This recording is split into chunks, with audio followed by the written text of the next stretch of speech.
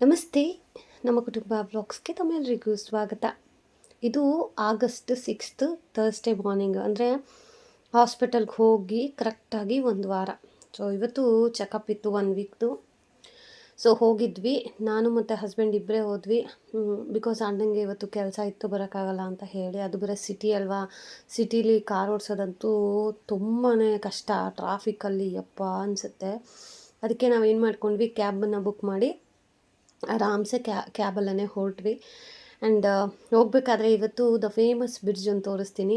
ತುಂಬ ಜನ ಕೇಳ್ತಾ ಇದ್ರಲ್ವಾ, ನಿಮ್ಮ ಊರು ಯಾವುದು, ನಿಮ್ಮ ತವ್ರ ಮನೆ ಯಾವುದು ಅಂತ.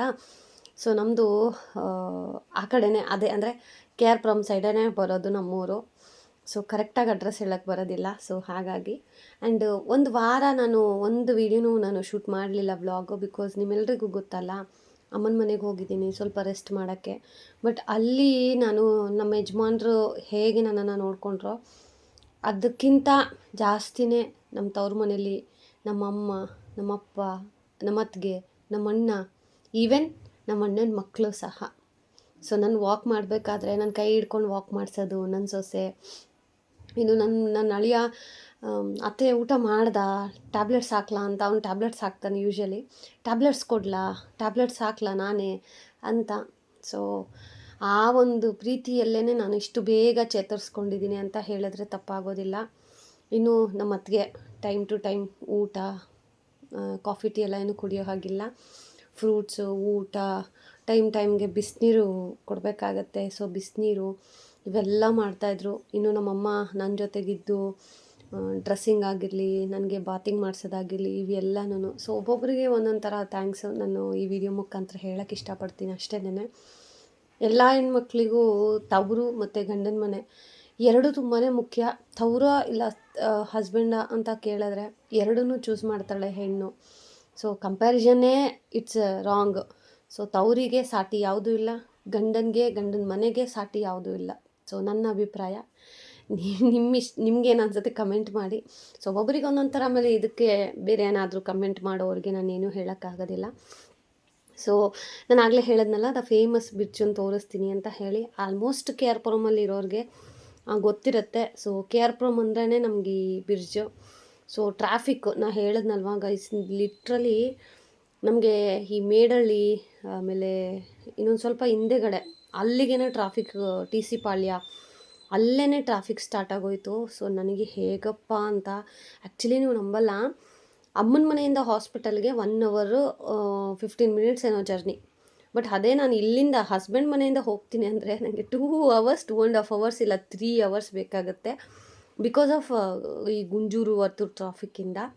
ಸೊ ನಾನು ಆಗಲೇ ಹೇಳಿದ್ನಲ್ವ, the famous bridge K R Puram ಅಂದ್ರೇ ಈ ಬ್ರಿಡ್ಜು. ಎಷ್ಟೊಂದು ಜನ ಫಾರಿನರ್ಸ್ ಎಲ್ಲ ಇದರ ವಿಡಿಯೋ ಮಾಡ್ತಾರೆ. ನೋಡೋಣ, ನಾನು ಈ ವಿಡಿಯೋ ಹಾಕಿದ್ದೀನಿ, ಎಷ್ಟು ವ್ಯೂಸ್ ಬರುತ್ತೆ ಅಂತ ಹೇಳಿ. ಬಿಕಾಸ್ ಹೇಗಿದ್ದರೂ ನಮ್ಮ ಜನನ ಬೆಳೆಸೋದಿಲ್ಲ, ಬೇರೆ ಕಡೆಯಿಂದ ಬಂದಿರೋರನ್ನ ಬೆಳೆಸೋದು. ಯಾರಾದರೂ ಕನ್ನಡನ ಮಾತಾಡಿದರೆ ಇವ್ರು ಸೂಪರಪ್ಪ, ಇವ್ರನ್ನ ಬೆಳೆಸೋಣ ಅಂತ ಬೆಳೆಸ್ತಾರೆ.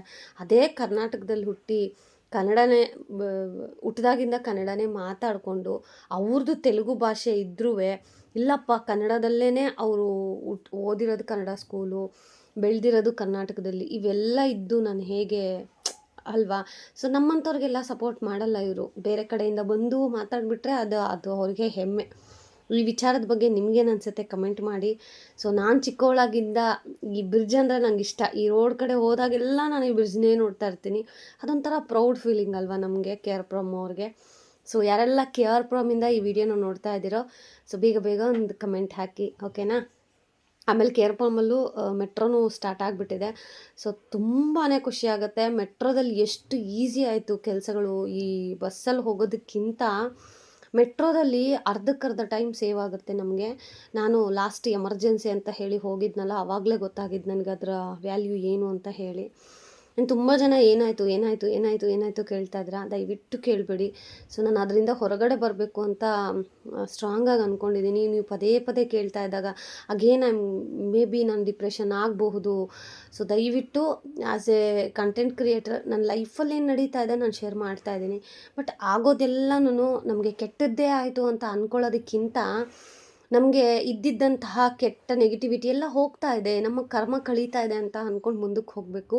ಆ್ಯಂಡ್ ಈ ಪರಿಸ್ಥಿತಿಯೂ ಕೆಲವೊಂದು ಜನ ನೋಡಿ ನೋಡ್ದಾ ಹಿಂಗಾಗೋಯ್ತು ಅಂತ ಮಾತಾಡೋರಿಗೆ ಒಂದೇ ಒಂದು ಸಣ್ಣ ಕಿವಿ ಮಾತು, ಇವತ್ತು ನನ್ನ ಬಗ್ಗೆ ನೀವು ಮಾತಾಡ್ತಾ ಇದ್ದೀರಾ ಅಂತ ಅಂದರೆ ನಾಳೆ ನಿಮ್ಮ ಜೀವನ ಹೇಗಿರುತ್ತೆ ಅಂತ ಒಂದು ಸಾರಿ ಯೋಚನೆ ಮಾಡಿ, ಅದು ಅಲ್ಲಿಗೆ ಬಿಡ್ತೀನಿ. ಸೊ ನಿಮ್ಮ ಬುದ್ಧಿಗೆ ಬಿಟ್ಟಿದ್ದು ಅಷ್ಟೇನೆ. ಆ್ಯಂಡ್ ಫಸ್ಟ್ ಟೈಮ್ ಗೈಸ್ ಹೋಗಿ ಚೆಕ್ ಎಲ್ಲ ಮಾಡಿಸ್ಕೊಂಡು ಬಂದ್ವಿ. ಸೊ ಅದಾದಮೇಲೆ ಡಾಕ್ಟ್ರನ್ನ ರಿಕ್ವೆಸ್ಟ್ ಮಾಡಿ ಕೇಳಿದೆ, ನನಗೆ ಟೀ ಕಾಫಿ ಇಲ್ಲದೆ ಆಗ್ತಾಯಿಲ್ಲ, ಯಾವುದು ಬೆಸ್ಟ್ ಅಂತ. ಅವ್ರು ಹೇಳಿದ್ರು ಕಾಫಿ ಕುಡೀರಿ, ಬೇಗ ಇದು ಹೀಲ್ ಆಗುತ್ತೆ ಅಂತ. ನಾನು ಅದಕ್ಕೇ ಫಸ್ಟು ಅಂದರೆ ಹಾಸ್ಪಿಟಲಲ್ಲೇ ಕಾಫಿ ಟೀ ಎಲ್ಲ ಫೆಸಿಲಿಟೀಸು ಕೊಡ್ತಾರೆ. ಸೊ ಅಲ್ಲೇ ಹೋಗಿ ಬಿಸಿ ಬಿಸಿ ಬಿಸಿ ಬಿಸಿ ಕಾಫಿ, ಎಷ್ಟು ದಿನ ಆಗಿತ್ತು ಗೊತ್ತಾ, ಬಿಸಿ ನೀರು ಬಿಸಿ ಊಟ ಎಲ್ಲ ಮಾಡಿ ಫಸ್ಟ್ ಟೈಮ್ ಬಿಸಿ ಬಿಸಿ ಕಾಫಿ ಕುಡಿದ ತಕ್ಷಣ ಮೈಂಡ್ ಎಷ್ಟು ರಿಲ್ಯಾಕ್ಸೇಷನ್ ಆಯಿತು ಅಂದರೆ ಅದು ಮಾತಲ್ಲಿ ಹೇಳೋಕ್ಕಾಗೋದಿಲ್ಲ. ಆ್ಯಂಡ್ ಸ್ವಲ್ಪ ಹಾಸ್ಪಿಟಲಲ್ಲಿ ಅದೇನೇನೋ ಕೆಲಸ ಇತ್ತು ಪಾಪ, ನಮ್ಮ ಯಜಮಾನ್ರಿಗೆ ಗೊತ್ತದು, ಅದನ್ನೆಲ್ಲ ಪಾಪ ಅವರು ನಿಂತು ಮಾಡ್ತಾಯಿದ್ರು. ಅದಾದಮೇಲೆ ಇನ್ನು ಊಟದ ಸಮಯ ಆಯಿತು ಅಂತ ಹೇಳಿ ಅಲ್ಲೇ ಅಪೋಸಿಟಲ್ಲಿರೋ ಪುಟಾಣಿ ಹೋಟೆಲಿಗೆ ಬಂದ್ವಿ. ಸೊ ನಾನು ಜಾಸ್ತಿ ಸ್ಪೈಸಸ್ ಎಲ್ಲ ತಿನ್ನೋ ಹಾಗಿಲ್ಲ, ಹಾಗಾಗಿ ನಾನು ಅನ್ನ ಸಾಂಬಾರು ತೊಗೊಂಡೆ. ಅವರು ಮೆಂತ್ಯ ಬಾತ್ ತೊಗೊಂಡ್ರು, ಅದನ್ನು ಟೇಸ್ಟ್ ಮಾಡ್ತಾಯಿದ್ದಾರೆ ಅವರು, ಚೆನ್ನಾಗಿದೆಯಾ, ಸ್ವಲ್ಪ ಖಾರ ಕಮ್ಮಿ ಇದೆಯಾ, ನಾನು ಕೊಡ್ತೀನಿ ಅಂತ ಹೇಳಿ. ಅದಾದಮೇಲೆ ನಾವು ಹೊರಟು ಬರೋಕ್ಕೆ ಶುರು ಆದ್ವಿ. ಆಲ್ಮೋಸ್ಟ್ ನಾವು ಮಾರ್ನಿಂಗ್ ಹೋಗಿದ್ದು 10 o'clockಗೆ. ಸೊ ಬರೋಷ್ಟೊತ್ತಿಗೆ 3:30 4 o'clock ಆ ಟೈಮ್ ಆಗೋಯಿತು. ಅಷ್ಟು ಬೇಗ ಹೋಗಿನೂ. ಆ್ಯಂಡ್ ಬರೋವಾಗಲೂ ಅಷ್ಟೇ ಮತ್ತೆ ಇದ್ರ ವೀಡಿಯೋ ಮಾಡ್ತಾಯಿದ್ದೀನಿ. ಆ್ಯಂಡ್ ಹೋಗಬೇಕಾದ್ರೆ ಎಷ್ಟು ಬಿಸಿಲಿತ್ತೋ, ಬರಬೇಕಾದ್ರೆ ಫುಲ್ ಹೆವಿ ಜೋರು ಮಳೆ. ಆ್ಯಂಡ್ ಫೈನಲಿ 1 week ಚೆಕಪ್ಪು ಸಹ ಆಯಿತು. ಸೊ ಇನ್ನು ಊರಿಗೆ ಯಾವಾಗ ಹೋಗ್ತೀರಾ ಅಂತ ಕೇಳ್ತಾ ಇದ್ದಾರೆ ತುಂಬ ಜನ. ಸೊ ಆಲ್ರೆಡಿ ನಾನು ಊರಲ್ಲಿದ್ದೆ, ನಿಮಗೆ ಮಿನಿ ಬ್ಲಾಗಲ್ಲಿ ಅಪ್ಲೋಡ್ ಮಾಡ್ತಾಯಿದ್ದೀನಿ, ಇನ್ಸ್ಟಾಗ್ರಾಮಲ್ಲಿರೋರ್ಗೆ ಗೊತ್ತಿರುತ್ತೆ. ಸೊ ನಾನು ಥರ್ಸ್ಡೇ ಚೆಕಪ್ ಮುಗಿಸ್ಕೊಂಡೆ. ಆ್ಯಕ್ಚುಲಿ ಥರ್ಸ್ಡೇನೇ ನಾನು ಮನೆಗೆ ಹೋಗಬೇಕಿತ್ತು, ಬಟ್ ಡಾಕ್ಟರ್ ಹೇಳಿದ್ರು ಇನ್ನೂ 2 days ರೆಸ್ಟ್ ಮಾಡಿ ಅಂತ ಹೇಳಿ. ಸೊ ಅದಕ್ಕೆ ಅಂತ ಹೇಳಿ ನಾವು ಸ್ಯಾಟರ್ಡೇ ಮನೆಗೆ ಬರೋಣ ಅಂತ ಹೇಳಿ ಪ್ಲ್ಯಾನ್ ಮಾಡ್ಕೊಂಡಿದ್ದೀನಿ. ಸೊ ನನಗೆ ಯಾವುದೇ ಥರದ ವೀಡಿಯೋ ಮಾಡಬೇಕು ಅಂತಲೂ ಅನ್ನಿಸ್ಲಿಲ್ಲ. So taking my own time and taking rest. So ಅದಕ್ಕೋಸ್ಕರ ನಾನು ವ್ಲಾಗ್ಗಳಕ್ಕೆ ಹಾಕೋಕ್ಕಾಗಲಿಲ್ಲ. ಆ್ಯಂಡ್ ಇದು ಅಷ್ಟೇ, ಚೆಕಪ್ಗೆ ಹೋಗಿದ್ದು ಮಾತ್ರ ನಾನು ವ್ಲಾಗ್ ಶೂಟ್ ಮಾಡಿದ್ದು, ಅದಾದಮೇಲೆ ಯಾವುದೇ ಥರದ ವ್ಲಾಗ್ ಶೂಟ್ ಮಾಡಲಿಲ್ಲ. ಆ್ಯಂಡ್ ಫೈನಲಿ ನೋಡಿ, ನಾವು ಬರ್ತಾ ಬರ್ತಾ ಎಷ್ಟು ಬ್ಲ್ಯಾಕ್ ಮೋಡ, ಫುಲ್ ಹೆವಿ ಜೋರು ಮಳೆ, ಟ್ರಾಫಿಕ್ಕೂ ಅಷ್ಟೇ ಇತ್ತು ಬಿಡಿ, ಅದು ಬೇರೆ ವಿಚಾರ. ಆ್ಯಂಡ್ ಹಾಗೋ ಹೀಗೋ ಮಾಡಿ 3:30 ಅಷ್ಟೊತ್ತಿಗೆ ಮನೆ ರೀಚ್ ಆದ್ವಿ. ಆವತ್ತೂ ಪಾಪ ನಮ್ಮ ಯಜಮಾನ್ರಿಗೆ ಕೆಲಸ ಲೇಟೇ ಆಯಿತು.